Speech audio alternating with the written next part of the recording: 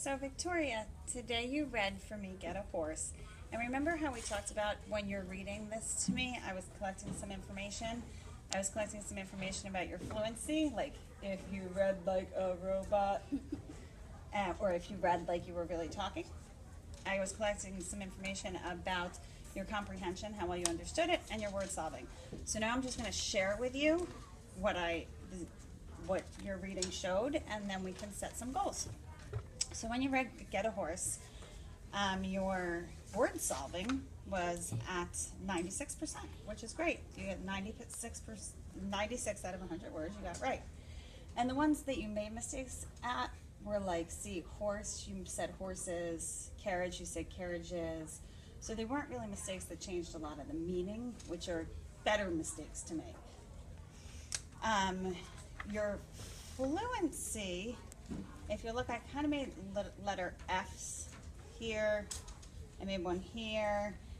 And what that letter F meant was a note to me. You kind of read straight through that period and kept going to the next without stopping. So it sounded like people were yelling and the horses were whinnying in the streets, rubbing the sleep out of his eyes, and zoom past it. And your comprehension was very good. You got a 7 out of 9. You were able to retell the story without any prompting, so that was great. So right now, I want you to try to use that information to set some goals.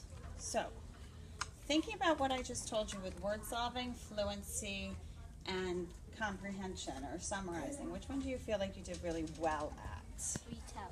Retelling, the comprehension piece? Mm-hmm. You did.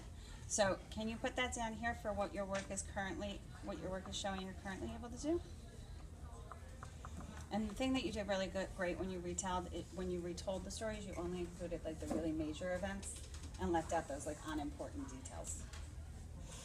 Using these cards and what we know that this assessment was measuring, what's something that you felt like you might want to work on? We had the accuracy, or the word solving, the fluency, or the comprehension. Trying not to skip periods more. So your fluency? Yeah. Your fluency, okay.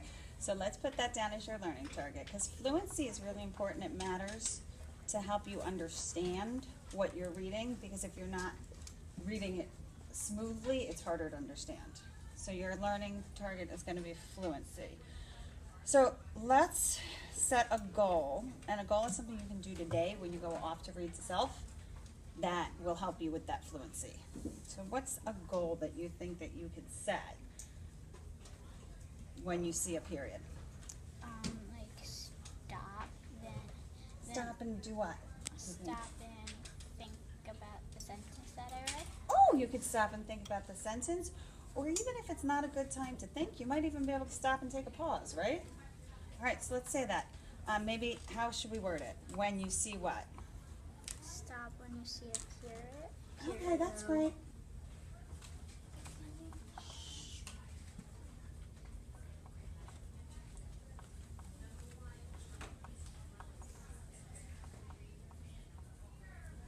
Excellent.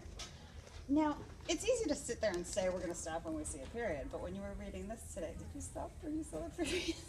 No. So we need to have something we need like a plan, okay, for achieving your goal. So I think one thing I think that you can do, and you might come up with other things that you might want to do, but one plan I can give you today is I can give you period power. Do you want period power? Okay, because what period power is, and hold on, let me grab a Post-it, and we're going to write it down. What period power is you snap your eyes, like when you're looking at the text, and you were looking in here, but when you're looking at the text, you snap your eyes so that you kind of see where you're going to pause. So when you start this sentence, you're going to snap your eyes to the period. That's period power. It's going to be like, oh, got to pause there. So like the period kind of explodes. So I'm going to write it down for you. Snap oh, not that one. Hold on. Snap your eyes. Draw a picture. And make the periods explode so that you remember to stop at them. So would you like to keep this Post-it in your with your reading folder or with your ORJ so that you can remember before, you can look at it to remind yourself of your plan before you start read to self? Yeah. Alright, perfect. Alright, so you can go back to your seat, you're gonna record this plan that we came up with, and then after you do some work with it, you're gonna get some peer feedback, and we'll talk about what your peers tell you about what they see. Okay. Great, thanks Victoria. You're welcome. Bye. Bye.